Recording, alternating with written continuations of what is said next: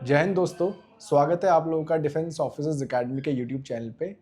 और आज हमारे साथ है विनायक अग्रवाल और साथ में विनायक के पेरेंट्स। और विनायक ने, जैसे कि आप लोगों ने देखा है, आरएएमसी एग्ज़ाम क्वालिफाई किया है और अब उसकी जॉइनिंग आ चुकी है।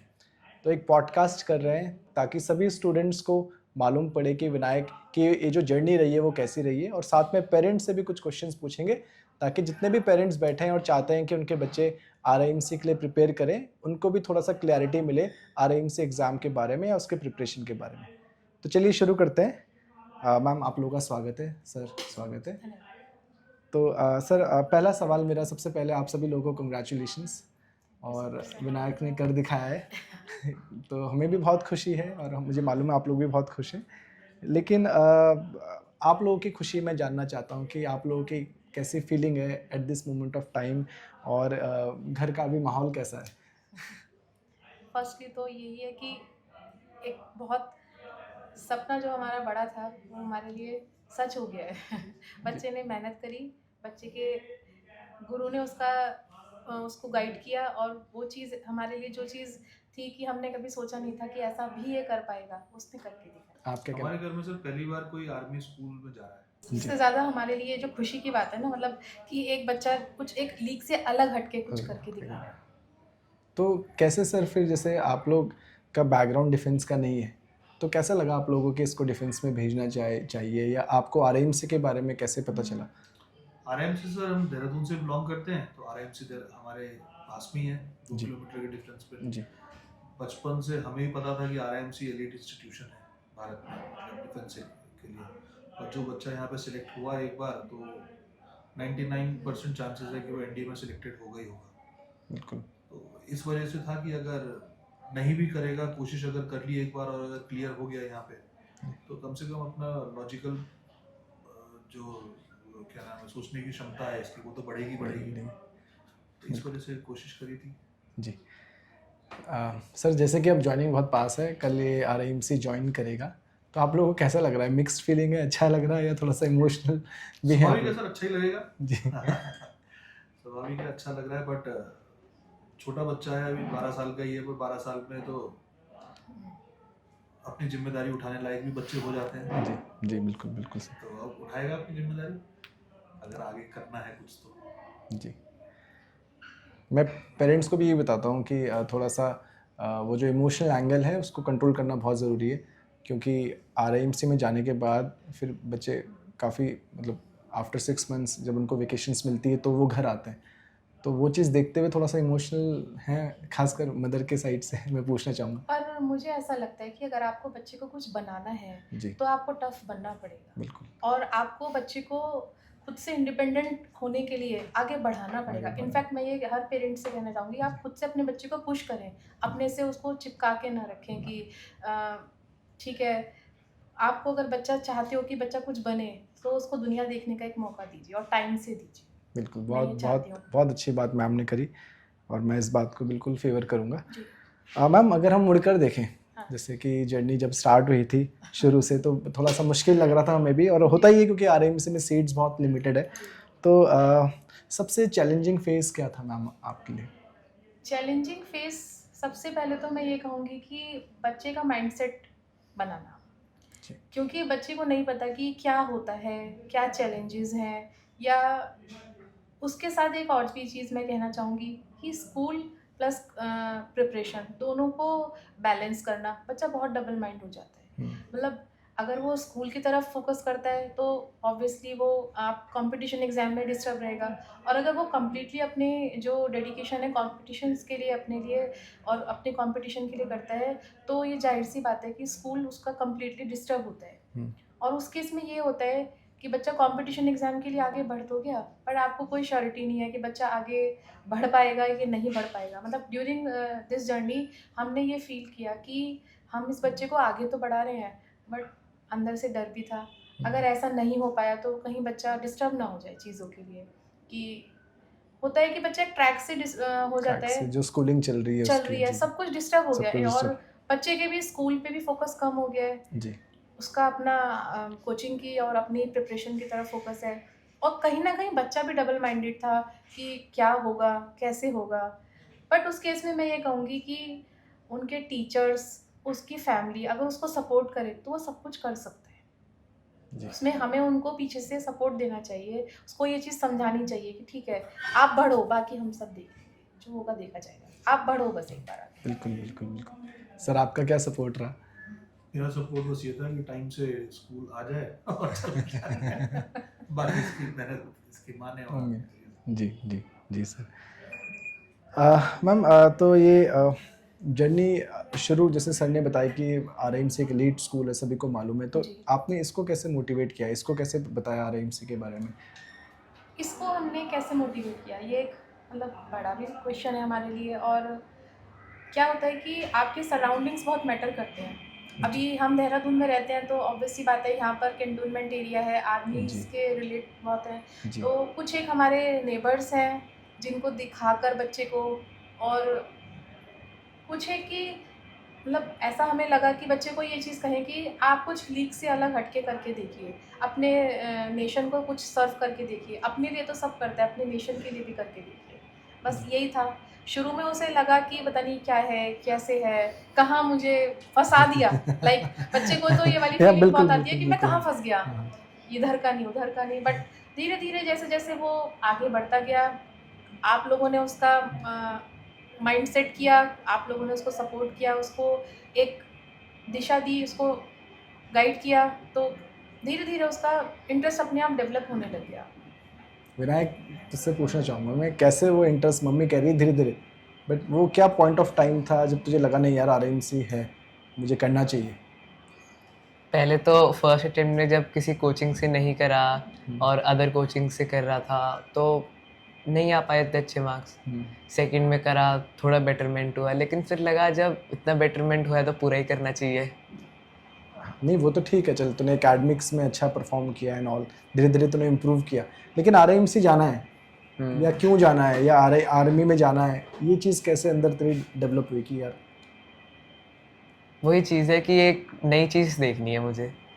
नॉर्मल स्कूलिंग तो सब करते हैं, एक बिल्कुल। आरआईएमसी का भी एनवायरनमेंट देखना था। बिल्कुल। सो ये भी बहुत इम्पॉर्टेंट है। मैं बहुत पेरेंट्स से बात करता हूँ और जैसे कि सर ने भी कहा कि आउट ऑफ द लीग, क्योंकि फैमिली में कोई डिफेंस में नहीं है, तो एक वो भी रीज़न हो सकता है कि इसको आर्मी या किसी भी बच्चे को आर्मी ज्वाइन करना है। कभी कभी रीजंस होते हैं कि पेरेंट्स, ग्रैंडफादर आर्मी में है, फादर आर्मी में है, तो वो एक नेचुरली बच्चे पे आ जाता है। लेकिन एक रीज़न ये भी बहुत वैलिड है कि अगर फैमिली में कोई भी आर्मी में नहीं है तो एक, क्योंकि लुक्रेटिव अपॉर्चुनिटी तो है और ओवरऑल बच्चे के डेवलपमेंट में वो ध्यान देते हैं। ठीक है। मेरा अगला सवाल है मैम, आपसे ही है कि जब प्रिपरेशन शुरू हुई थी एकेडमिक्स में, हमें पता है बहुत सारी प्रॉब्लम्स आती हैं, 3 मेजर सब्जेक्ट्स इसमें हैं, तो कौन सा सब्जेक्ट ऐसा था जिसमें ये अच्छा नहीं कर पा रहा था और आपको थोड़ा डर लग रहा था कि यार पता नहीं इसमें क्वालिफाई होगा कि नहीं होगा? कौन सा सब्जेक्ट ये बताना तो टफ है, जी। बट फिर भी इंग्लिश में इसको काफ़ी डर था। इंग्लिश फर्स्ट पे मैं अगर कहूँगी सबसे ज़्यादा जो इसको इंग्लिश से बहुत डर लगता था। Secondly maths. मैथ्स में क्या होता है कि कर तो सब लेते हैं, बट कॉन्सेप्ट, जो बच्चे का कॉन्सेप्ट होता है वो क्लियर होना बहुत ज़रूरी है, और जब तक बच्चे का कॉन्सेप्ट कम्प्लीटली क्लियर नहीं है तो वो नहीं कर सकता, ये मैं कहूँगी। और जब हम डिफेंस में आए, डिफेंस ऑफिसर्स एकेडमी में आए, आपसे हमारी बच्चे का संपर्क बना और हमने देखा तो उसके अंदर कम्प्लीटली चेंज था। कई बार क्या होता था कि कुछ एक इश्यूज़ आते थे, हम उसको हेल्प करते थे, तो हमने देखा कि इसके अंदर बहुत चेंज आ रहा है, कि हम तो ठीक है, हम उसको गाइड कर रहे हैं, बट जो गाइड आपने उसको किया और जो कॉन्सेप्ट आपने उसके क्लियर किए वो अलग थे। और वहाँ से इसमें जब चेंजेस आने शुरू हुए तो हमारा भी कॉन्फिडेंस बनना शुरू हुआ कि शायद ये आगे कर सकता है और बेटर कर सकता है। तो मैं ये कहूँगी कि सब्जेक्ट तो सभी चैलेंजिंग होते हैं, बट हाँ, जो बच्चे की वीक पॉइंट है उस पर उसको उससे खुद पे मतलब अगर फोकस किया और वर्क किया तो वो आगे बढ़ता है। बिल्कुल, मैं यही कहना चाहूँगा कि कोई भी सब्जेक्ट्स हों, चैलेंजिंग लगते हों, टीचर का इम्पॉर्टेंट रोल है बहुत बड़ा। लेकिन बच्चे जब कंसिस्टेंटली एफर्ट करते हैं तो वो चीज़ें ईजी हो जाती हैं। मेरा जो असेसमेंट है पर्सनल इसके लिए, इसकी हैंड राइटिंग बहुत अच्छी थी, ठीक है, मतलब मुझे अच्छी लगती थी, कंपैरेटिवली कह रहा हूँ मैं, ऐसा तो नहीं है कि बहुत अच्छी थी, बट कंपैरेटिवली अच्छी थी, समझ में आता था, तो एक मुझे वो भी पॉइंट लगा कि अच्छी है। और ऑलरेडी क्योंकि ये मैम लोगों ने पहले से इस पर काम किया था तो इसका थोड़ा सा कम्युनिकेशन भी अच्छा था और जो ग्रामेटिकल जो एरर्स होते हैं वो भी ये कम करता था। तो मेरे लिए थोड़ा सा ईजी रहा, बस थोड़ा सा मैंने इसको गाइड किया, उसके अकॉर्डिंगली इसने डेडिकेटली उसको फॉलो किया। तो ये मेरा असेसमेंट है विनायक के लिए। मैम एक चीज़ और मैं पूछना चाहूँगा कि इतनी सारी एकेडमीज़ देहरादून में हैं डिफेंस की, आपने डिफेंस ऑफिसर्स एकेडमी को क्यों चुना? आपको कैसे वो कॉन्फिडेंस आया कि नहीं यार यहाँ पर मुझे बच्चे को करवाना चाहिए? सर हमने लास्ट आपके जो रिजल्ट्स देखे हैं या आपके बारे में सुना या जो भी हमने यूट्यूब वगैरह पे देखा, तो हमें कॉन्फिडेंस बना कि भाई सर मेहनत कर रहे हैं। या कुछ एक बच्चे जो हमारे मतलब मिलने वाले थे, तो उनसे हमें आपके रिव्यूज़ मिले, या फिर मेन आपका रिजल्ट बोल रहा था सर। मतलब मैं और सब चीज़ों को साइड करूँगी तो हमने जो आपका लास्ट ईयर्स का जो हमने बैक देखा था आपका रिजल्ट, वो बोल रहा था, हमें लग रहा था कि नहीं ये सब कर सकते हैं। जब इन्होंने इतने बच्चों को आगे बढ़ाया है तो शायद हमारा बच्चा भी उनमें से ही हो सकता है। एक तो हमारे घर के पास भी है। और आप हमारे घर के पास जी भी जी। हैं। हाँ, मैं ये भी बताना चाहूँगा कि विनायक हमारे घर के बहुत पास रहता था, और ये भी बताना चाहूँगा कि अपने खुद इंटरेस्ट से ये इसने खुद ही वॉलंटियर किया। ये संडे को हॉस्टल में आता था, संडे वैसे छुट्टी रहती है, but he used to come to our hostel, और वहाँ पर ये मुझसे काफ़ी डाउट्स पूछता था और काफ़ी वैरायटी ऑफ क्वेश्चंस करता था। तो वो बहुत ज़रूरी है मैथ्स में खासकर। और वैसे तो मैं अलग से विस्तार से इसके बारे में आप लोगों को ज़रूर बताऊंगा कि इसने कौन कौन सी बुक्स को फॉलो किया, स्टार्टिंग हम क्या बोलते हैं बच्चों से। तो जब इसने वो जो हम लोगों ने गाइडलाइंस दी थी या जो बुक्स हमने जब इसको बताया, जब इसने वो कंप्लीट कर ली, उसमें ये एक्सपर्ट हो गया, तो फिर हमने इसको कुछ एडवांस्ड बुक्स प्रेफर करी, जो इसने बहुत बखूबी उसको प्रैक्टिस किया और उससे काफ़ी डाउट्स पूछे। वो बहुत ज़रूरी है क्योंकि वहीं से तैयारी होती है फिर आरएम से एग्ज़ाम में। जिस दिन बैठोगे आप और कुछ अलग से क्वेश्चंस आ गए, अलग लैंग्वेज आ गए, तो बड़ा कॉन्फिडेंस आता है। क्यों विनायक, ऐसा आपको हेल्प मिली जो आप वो अलग से प्रैक्टिस कर रहे थे एक स्पेसिफिक बुक से, उससे हेल्प मिली आपको? उससे तो काफ़ी हेल्प मिली थी। बिल्कुल। मैम जैसे कि आपने बताया कि जब इसने एकेडमी ज्वाइन किया तो आपने इसमें काफ़ी चेंजेस देखे, बहुत। क्या आप वो स्पेसिफिक बता सकते हो कुछ चीज़ें, 2-3 चीज़ें जो आपको लगे कि हाँ यार ये? फर्स्टली तो ये कि इसके अंदर मतलब स्टडीज़ के लिए बच्चे के अंदर होता है, लेकिन क्या होता है कि ये जो 10 और 8 to 12 ईयर की जो एज होती है, बच्चा थोड़ा सा वो होता है कि उसके अंदर केयरलेसनेस होती है कि हाँ आया, आप लोगों के बीच में रहा, आप लोगों के संपर्क में आया, तो आप लोगों से इसे ये मिला कि टाइमली अपना वर्क कीजिए, पर डे के हिसाब से कीजिए, कंटिन्यूसली आप लोग ना, जो आपका बेस्ट पार्ट था कि आप बच्चों का रिवीजन लेते थे, टेस्ट लेते थे every Saturday I think. And दूसरा कि अगर मुझे कोई भी दिक्कत होती थी, जैसे कि मुझे लगा कि कहीं इसका कॉन्फिडेंस लूज़ हो रहा है या कुछ इसके डाउट्स क्लियर नहीं हो रहे हैं, तो मैं कभी भी यहाँ आई और मैंने अपनी प्रॉब्लम आपके सामने रखी, तो मुझे तुरंत उसका सॉल्यूशन मिला और मुझे बच्चे के अंदर वो चेंज दिखा, और एक्चुअली में दिखा।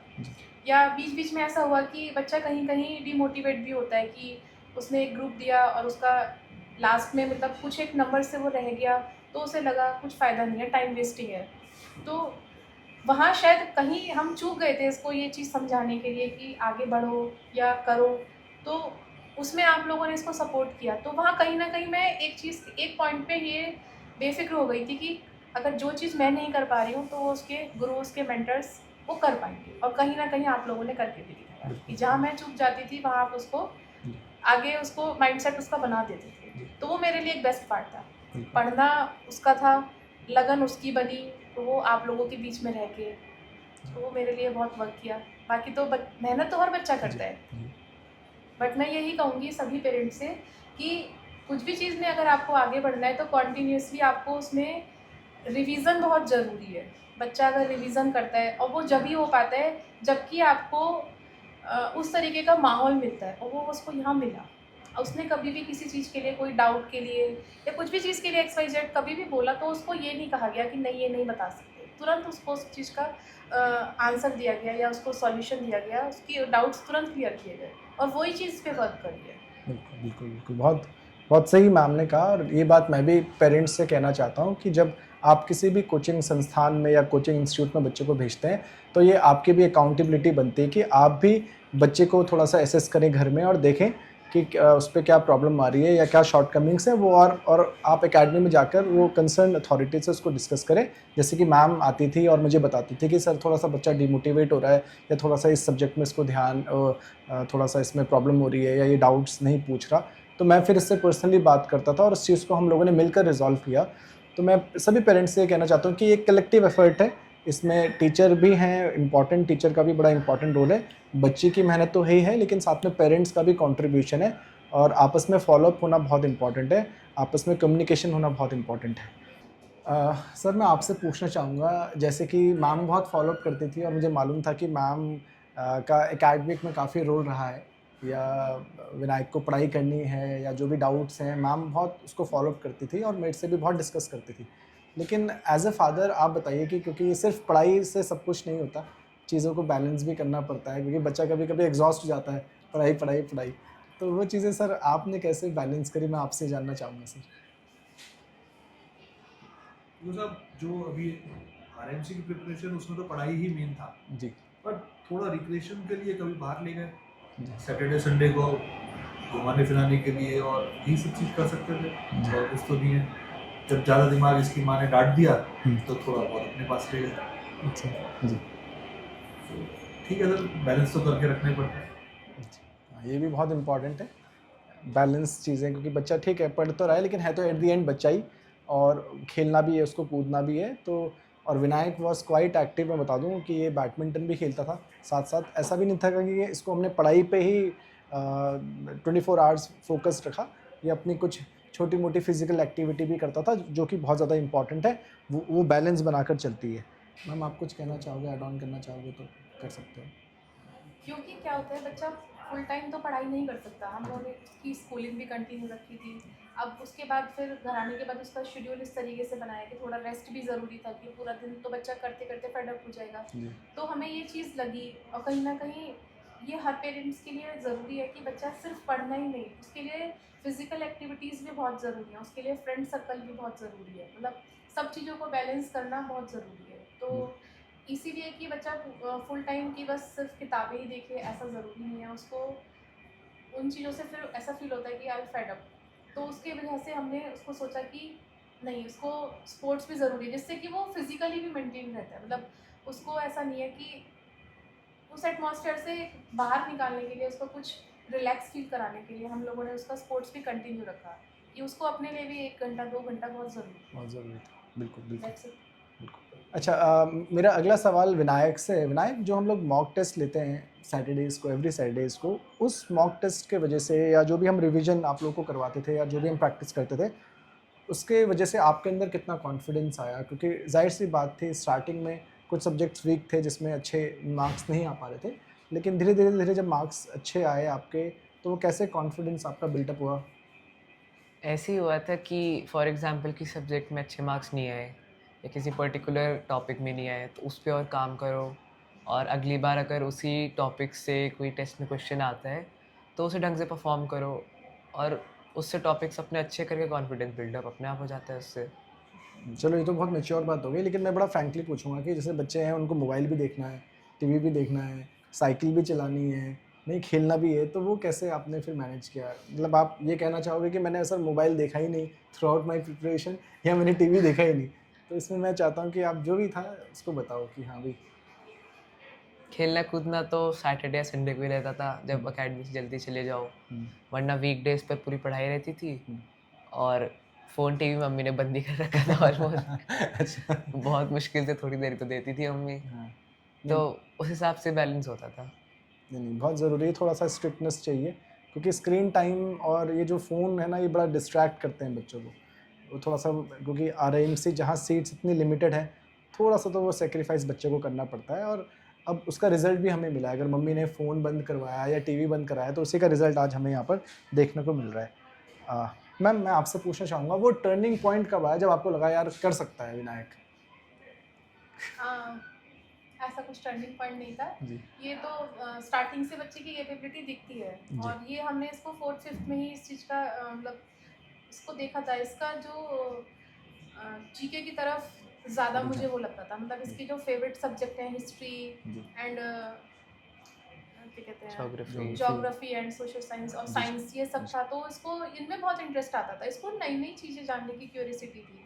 तो वहाँ से मुझे लगा कि कंपटीशन एग्जाम के लिए ट्राई करना चाहिए। फर्स्ट तो यही था, बाकी तो जब होना होता है तो होने लगता है अपने आप बिल्कुल ही। बिल्कुल। सर मैं आपसे ना रिज़ल्ट वाले दिन की पूरी बातें सुनना चाहता हूँ। रिज़ल्ट किसने देखा? सबसे पहले किसके आंखों में आंसू आए, अगर आए तो, या जो भी रहा सर, जो भी रहा उस दिन? रिजल्ट सर मेरे ख्याल से जो इसका आया था वो तेरे पास भी आया था फोन पे, है ना? आप लोगों ने भेजा था जी जी कि जी रिजल्ट आ गया, चेक जी करो। जी फिर उसके बाद मेरे पास आया था, मैंने डाउनलोड करके देखा, तो आंसू तो मेरे ख्याल से शायद सबके ही थे। जी। और विनायक का क्या रिएक्शन था? मैं उस समय खाना खा रहा था, मम्मी बता रही कि तेरा हो गया, लंच टाइम हो रहा था उस समय। अच्छा, तो खाना तो नहीं छोड़ा कहीं? नहीं नहीं। खाना पूरा खाया, उसके बाद कि अब जो जो मेरी डिमांड थी वो कब पूरी होगी। हाँ, टेस्ट थी हमारे पास अच्छा। लंच, डिमांड तो बहुत सारी थी। अच्छा इतने अच्छा। टाइम से उसने मेहनत करी तो उसने सोच सोच के रखा था कि ये करवाना है। नहीं, बिल्कुल बिल्कुल।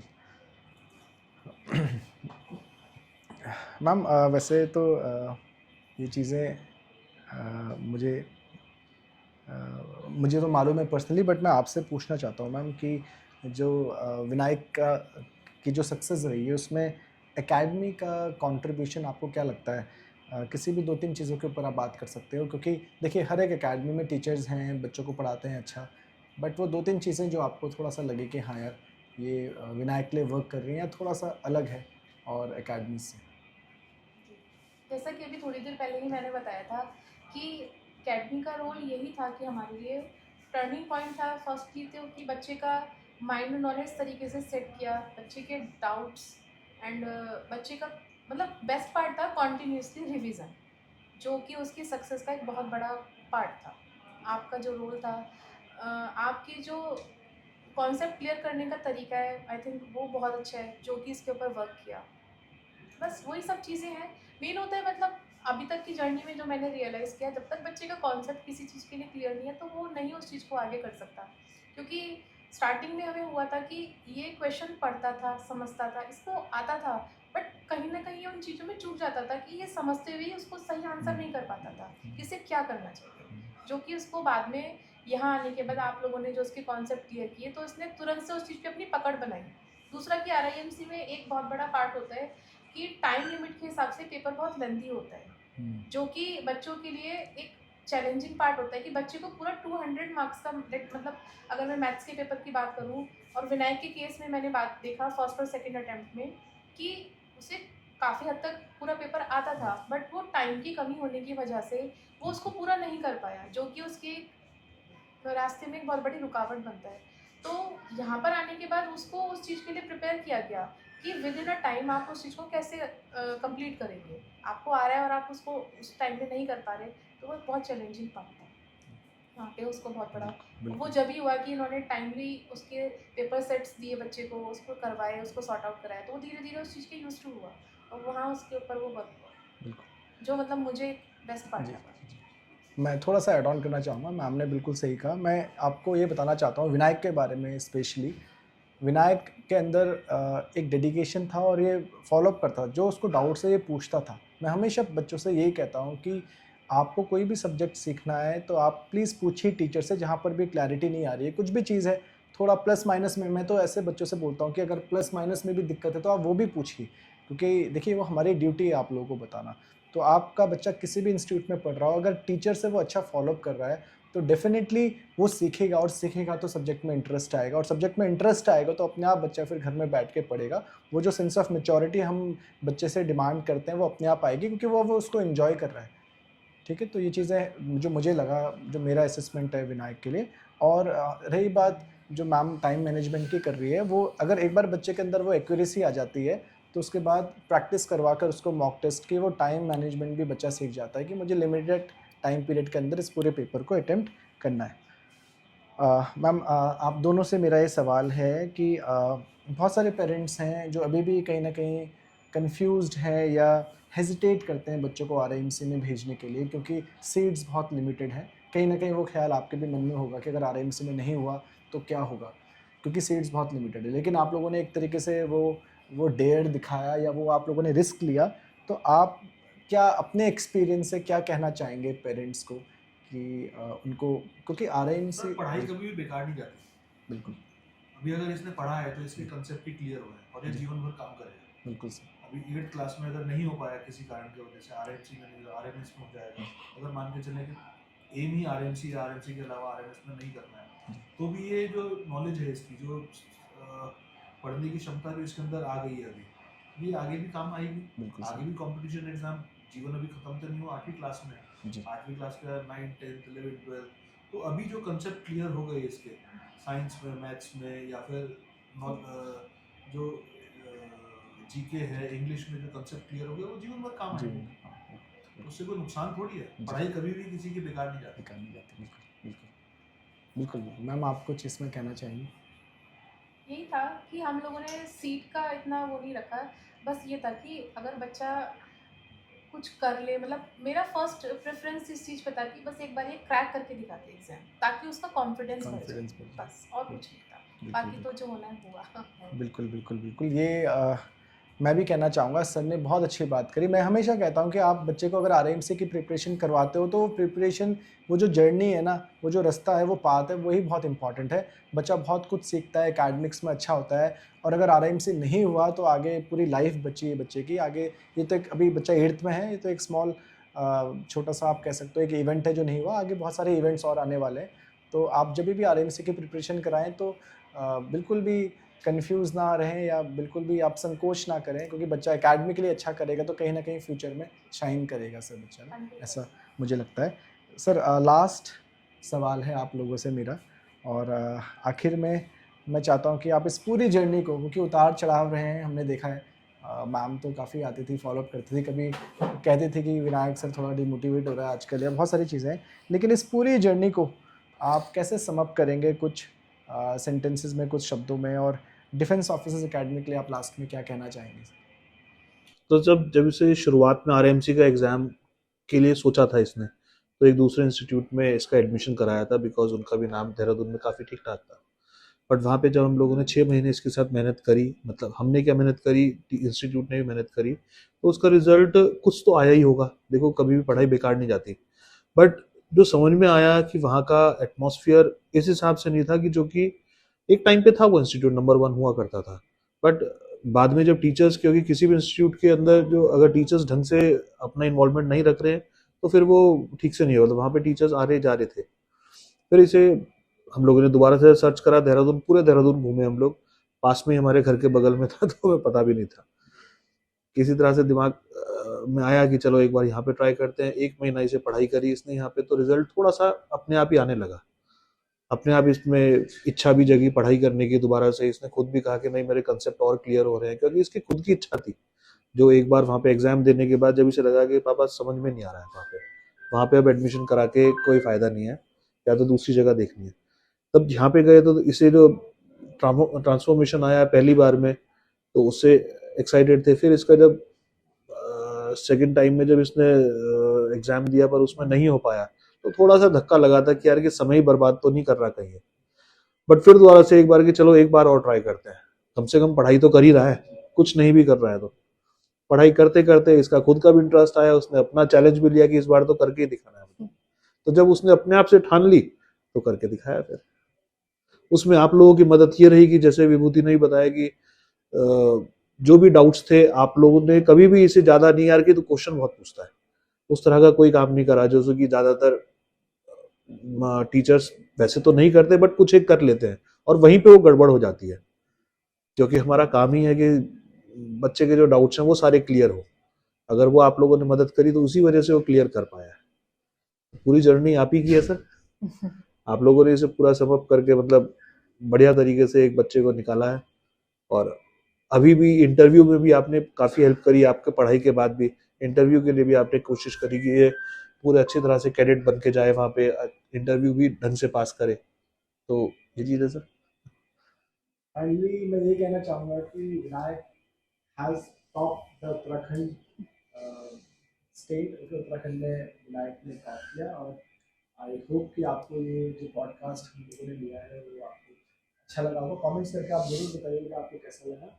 और विनायक अब हमसे जुड़ चुका है और अभी आरएमसी ज्वाइन कर रहा है, और जब भी विनायक छुट्टियों में घर आएगा, क्योंकि हमारे पास रहता है, तो हम जरूर विनायक से बातचीत करेंगे। ये हमारे बच्चों को मोटिवेट भी करेगा, और अपनी यूट्यूब फैमिली के लिए भी हम जरूर विनायक से बातचीत करेंगे, जो भी इसका एक्सपीरियंस रहेगा ये आप लोगों के साथ जरूर शेयर करेगा।